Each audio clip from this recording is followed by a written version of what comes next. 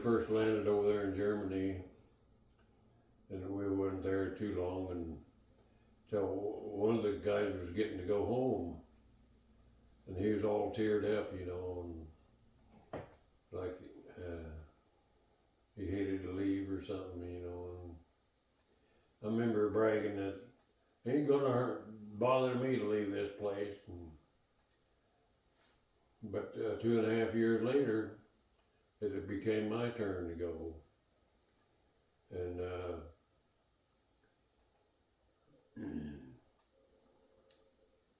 so I was glad to be going.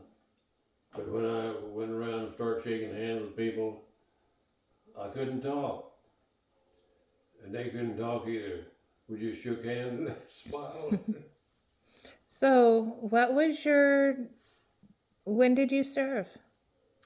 When did I was between 53 and 56. My cousin Robert and I both joined at the same time, so hopefully we would stay together, and we did, and that was nice. And Yeah, what regiment?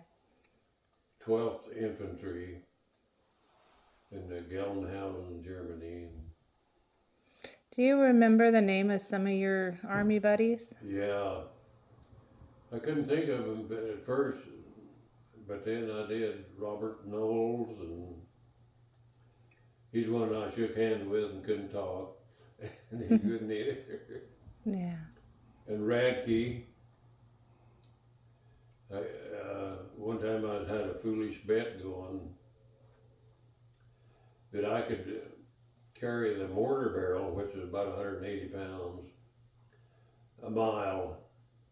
You know, we was talking one day, and they said it takes 2 people to carry every part of that mortar, except for one little part. And I said, oh, baloney, I could pick up any piece of that and carry it a mile.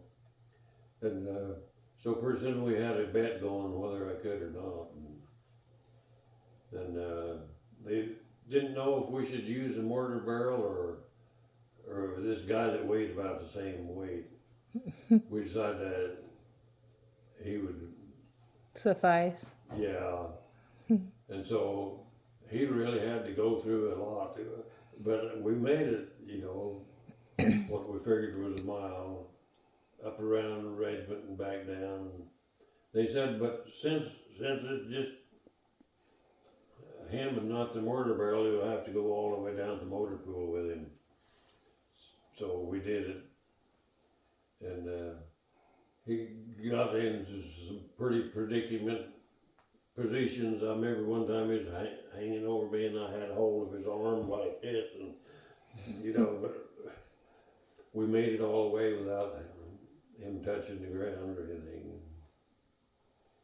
Then sometime later we decided, well, let's try it with the mortar barrel. So walked outside the company, and they set the barrel on my shoulders, and away we went. And at 5 o'clock, they rang the, what do they call it? Dinner bell? It wasn't the dinner bell, it was taps, I think they call it. And at that time, you're supposed to salute towards the flag. So I did that, you know, just to lift the mortar barrel on my shoulder and saluted. And it took about a minute or two to do that. And then as soon as that was over, we went on up around. And my shoulders get tired on this side, I duck my head and bump it over to the other side. And we made it, and made it up there and back. And then I think I won the bet. But one guy hadn't seen it, and he wanted me to do it again. And we got the same bet going. I should have been dumb enough smart enough to not try it again. But we started out, and I said, you know, I just went a short ways and thought, this is just not worth it. So I gave up that time. But that's when my bragging got me into more trouble than I was worth, I guess.